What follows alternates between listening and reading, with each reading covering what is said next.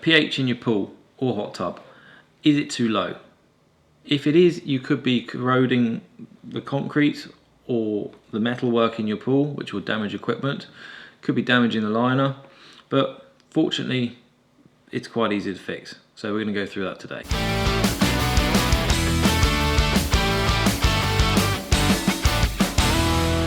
So welcome back to another 2-Minute Tuesday, and today is all about raising that pH level. So pH is super important for efficiency of chlorine and just the well-being of your pool. So let's put 2 minutes on the clock and we'll see how we get on. Can't promise anything, this may go over, who knows. Now there's a lot of good reasons to check your pH regularly and to make sure that your pH is within a working level on the scale, which is typically we see 7.2 to 7.6, and this is for making sure that efficiency of chlorine or just not damaging your pool and equipment. So how do you raise your pH then? Well, there's a couple of ways to do it. You can use pH increaser, which is soda ash or sodium carbonate, or you can use a technique called aeration. Now we'll discuss soda ash first, as that's probably the most commonly used. So I tend to work out chemicals using a cubic meter of water. That's going to be the easiest way to then multiply up. So if you've got 50 cubic meters of water, you just times the chems by 50.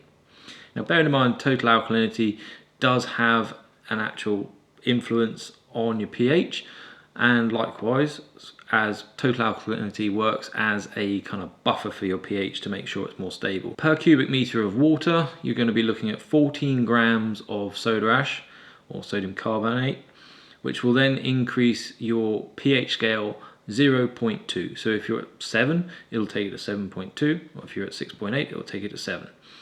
So for every single 0.2 on the scale, you'll need 14 grams per cubic meter of water.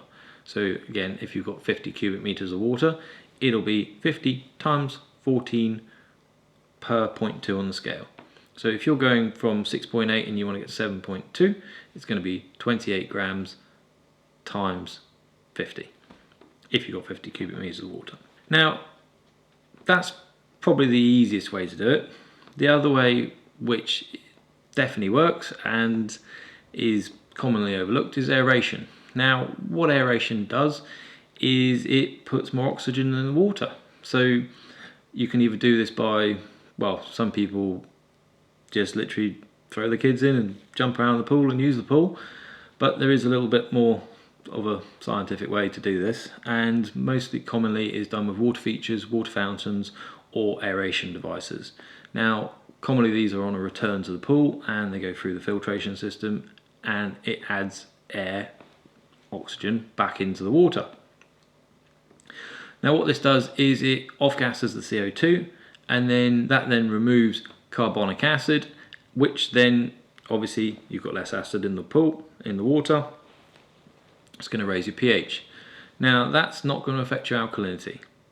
You do need to check your pH regularly if you are aerating your water, because you can over aerate your pool, and then you're going to be on this fine balance of chasing your pH backwards and forwards. So if you do need to bring your pH back down, I'll do another video on that which explains how to bring it back down. Simply pH minus or muriatic acid. So you're introducing an acid to bring it more acidic. Go figure. Congratulations for getting to this point of the video. Timing as always, yeah, we'll get there one day. But anyway, if you found that the information in this video was helpful, please subscribe to the channel, because there'll be plenty more useful tips and tricks and hot tub and pool content.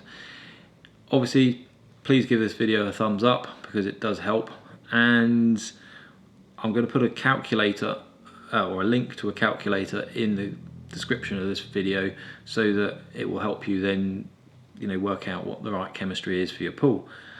And yeah, other than that, we'll see you in the next one. Cheers.